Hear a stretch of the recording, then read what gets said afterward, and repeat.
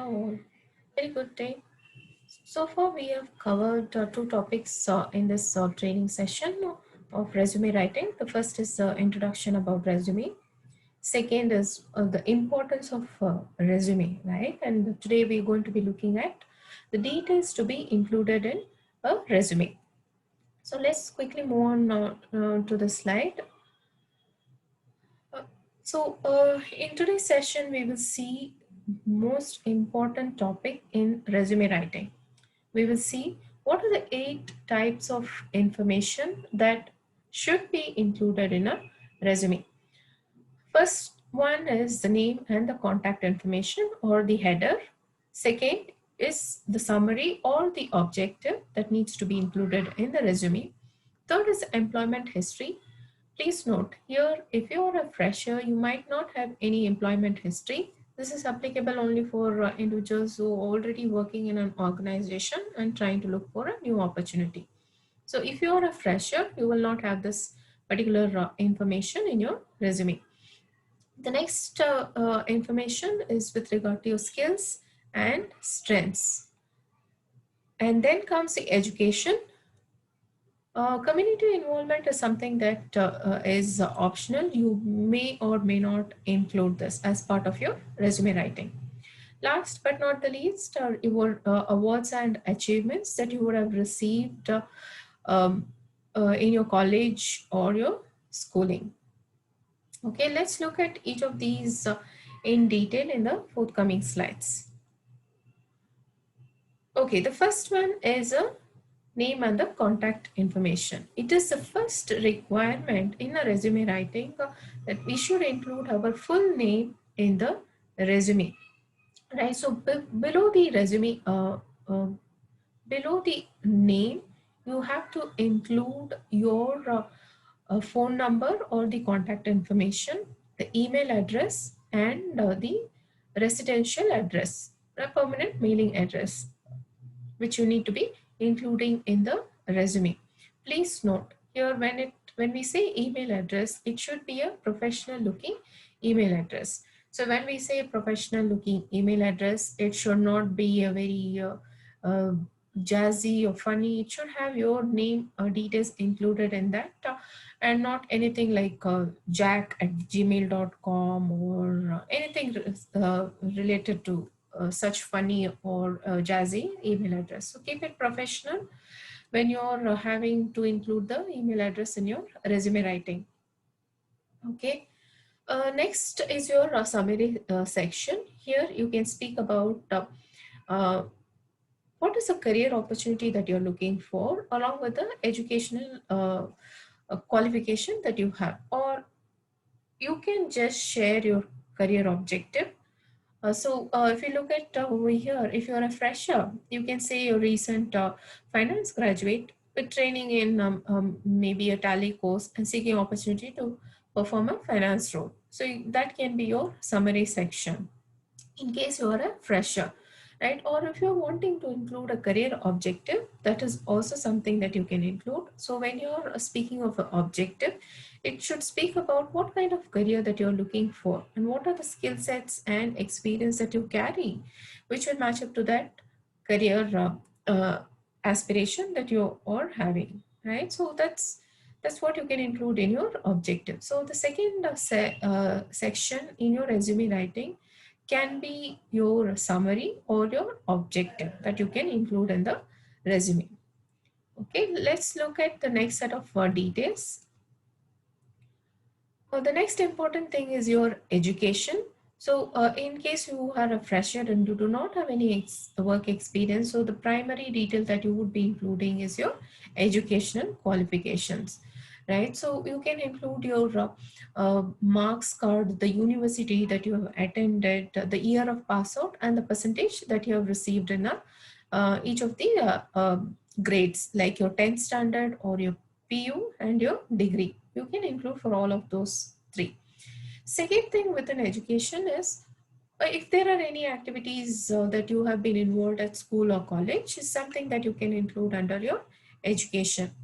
Or say for example, you have worked on some key projects or completed any course, you can include that as part of your education.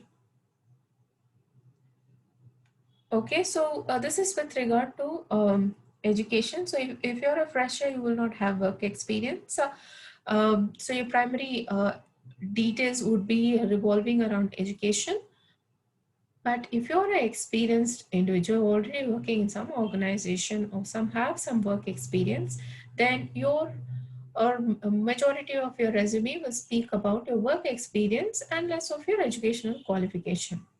Okay, so that's with regard to your education. Next important thing is with regard to your skills. What are the skill sets that you need to be including in your resume? First and foremost is the language, right? So, depending on how much you know about a language, you can categorize them as whether you know basic or intermediate or advanced. Say, for example, I am very fluent in English and I know reading, writing, and speaking, then I would say I am advanced or very fluent in English.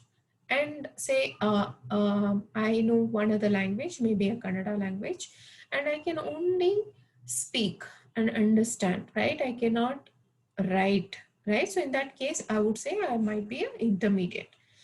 Say one other language, maybe a Telugu. If I know the language, I can just understand, right?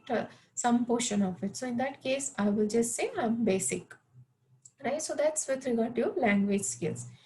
Technical skills is one other thing that you can include in under your skills. And here, if you are a fresher, you can include any trainings that you have attended specific to computer related, like MS Word or Excel or PowerPoint, or if you are a software engineer or just out of college, then you can speak about the technical skills related to any languages that you have learned, like Java, Adobe, Photoshop, or any other technical skills as your skills. The next important thing is any training or certification program you would have completed. You can include that as well as part of your resume under your skills. Say, for example, you have done a Tally course, right? So that's a certification that you have completed, right? So you can just include that as part of your skill sets. Social media and web technologies. This is of not great importance, so you can ignore that. The next set of information is with regard to your extracurricular activities. Right here, you can include details like if you have been participating in any NGO activities or being part of some community services, or say for example any sports activities, right? So you can include those as part of your extracurricular activities under skills. So this is with regard to the skills that you can include in your resume. Let's move on to the next set of details. As I told in the earlier slides, community involvement is something which is optional, right? If you want, you can include that or you can ignore that. Say from your college, you have participated in any community service, maybe cleaning up a beach, or going on visiting some NGO, or supporting the poor with their needs, or providing some relief or monetary relief, or other ways to any flood affected areas. So anything that you have participated from a community involvement standpoint, that's something that you can include over here. Okay, so this is not a very important thing, and as a fresher, you need not worry about this. But if you have any experience around this, please ensure you capture that information. The last set of information is with regard to your awards and achievements. This is one important thing that you can include in your resume. It need not necessarily be for people who are or professionals or people who already have a work experience. Even if you're a fresher, if you have any awards that you receive from your school or college for any activity that you participated, you can include those over here. Say, for example, you won a district championship in any sports, you can include that over here. Or say, for example, you won a distinction scholarship from your college, you can include that as an achievement. Or say, for example, you got the first prize in some projects that was given to you, or maybe you got some recognition for organizing and leading inter-college fest. So those are things that you can capture as awards and achievements in your achievement section. Okay, please remember all of these things are very important to be included in a resume because these speak about who you are as an individual and what are the things that you have done, and uh, what amount of experience you have in each of these things. Say, for example, you did a college fest and you organized a college fest and you won some award for it. It speaks about your team activity skills, right? It definitely speaks about some of the skills that might be useful when you join the organization. So, uh, these are the few things that is very important to be included in your resume. So, I hope this training has helped you to understand what are the information or the key information that needs to be included in a resume.